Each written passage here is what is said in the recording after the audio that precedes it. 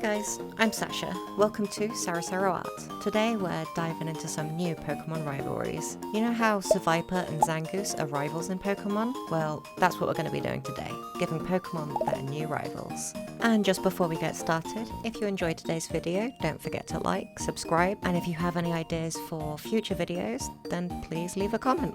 And with that out of the way, let's get on to the first design. The first Pokemon I'm going to be making a rival for is Heracross. I had a few ideas, but decided to go down the route of Heracross's name. Heracross is named after the Hercules beetle, which is the beetle that Mega Heracross is based on. And I thought Hercules, or Heracles in Greek mythology, was a good place to start looking for a rival.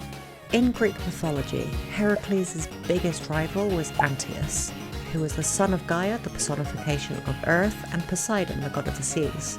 Antaeus was a wrestler who would challenge everyone who passed by, using the strength of his mother the Earth to recover from any injuries. Using all of this as inspiration, I wanted to keep the bug theme from Heracross to keep the theming similar, but took some aspects from Antaeus' story to inspire the design. I created a shell design on this Pokemon's head that's inspired by a wrestling mask, and I have them flying in the air to convey its cocky nature and immunity to Earth. And with that we have Antaeus, the wrestling beetle Pokemon. Antaeus challenges everyone that passes by to a wrestling match, determined to eventually beat its rival, Heracross. Antaeus is a bug flying type and has the ability Earth Eater, calling back to Antaeus' connection to the Earth. With base stats of 500, Antaeus is a relatively hard hitter with some bulk to keep them alive. I'm pretty happy with this design, and you can tell it's related to Heracross at a glance, although I don't know if that's a good or a bad thing. Let me know. I'm super happy with the colours I went for in the shiny, and I wanted to make it a shiny that people would want to hunt for, and I think I achieved that. Overall, I'm happy with this Pokemon design, so let's move on to number 2. The second Pokemon I'm making a rival for is Scyther. And since Scyther is based on a praying mantis, I looked at natural rivals of the praying mantis in real life, and found out that tarantulas are one of their natural enemies, as they often hunt each other. However, this alone wasn't enough for me to base a design on. I wanted to come up with a theme, and since Scyther is well known for cutting, I thought, what if I incorporated a crown into the design, as beheading royalty is a common theme in lots of media. So with a tarantula monarch in mind, I started sketching out my design. When trying to think of the typing for this Pokemon, the first half of the type being bug made sense, but what about the second type? I found a cool species of tarantula, the Brazilian blue dwarf beauty tarantula, which has a unique icy blue appearance, although I won't show a photo of it as I know some people watching may have arachnophobia. So using that as inspiration, I gave it a secondary type of ice, and I made the design have a cool icy crown growing from its body. And here is our second rival Pokemon, Monarchnid, the crowned tarantula Pokemon. Monarchnid stalks its prey from the shadows, waiting for the right moment to launch an ice beam from its refractive crown of ice. Monarchnid's crown is grown from excess web fluid on its body for both protection and power. The size of a Monarchnid's crown determines its rank among other Monarchnid. Although this Pokemon is a distinguished hunter, it must be careful when hunting Scyther, as if detected, Scyther will quickly behead the unfortunate Monarchnid. We've got 2 more designs to go, but overall, this is my favourite Fakemon that I've designed this video. But let me know what your favourite of my designs today is in the comments. Now, let's move on to design number 3. The third Pokemon I decided to make a rival for is Trapinch. Since Trapinch is an ant Pokemon, I thought I may as well try and make an anteater inspired Pokemon.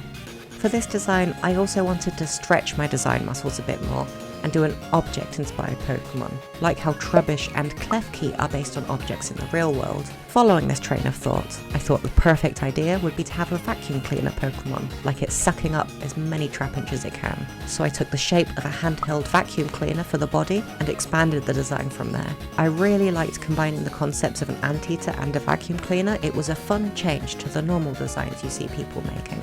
And I especially like the organic tongue alongside the inorganic mouth shape. I also tried to use the patterns of an anteater in the designs of this Pokemon's stripes. But with that, here's Hoovant, the electric anteater Pokemon. Hoovant scours the desert floor looking for tasty Trapinch nests. It fends off Vibrava attacks with its metallic exterior and quickly eats Trapinch, using suction and its long tongue to quickly eat as many as possible before rolling away.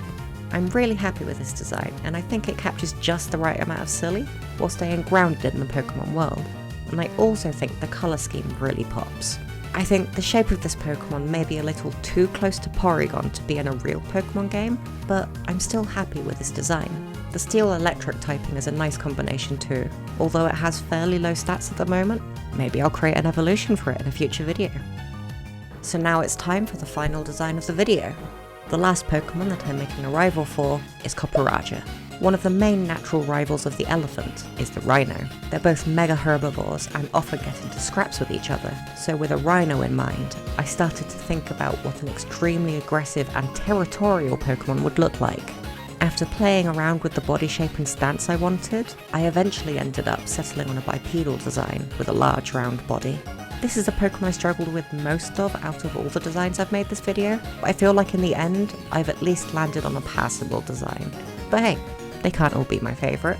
Anyway, here is Rhinasty, the territorial rhino Pokemon.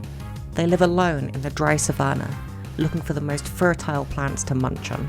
If Rhinasty comes across another Pokemon, they will chase it off.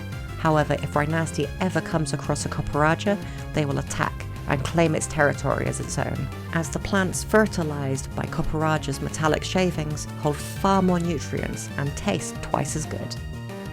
The dark typing comes from this Pokemon's pure territorial and aggressive nature, and the colour scheme I ended up with reflects that. This is the largest of the Pokemon that I've designed today, standing at just under 2 meters tall. Out of all the designs I've made in this video, I'd say this design was my least favourite, but I'd love to know what you think. Please let me know which of these designs was your favourite in the comments, and let me know if you have any suggestions for future art or Pokemon videos. But with that said, I've been Sasha, this is Saru Art, thanks for watching, see ya!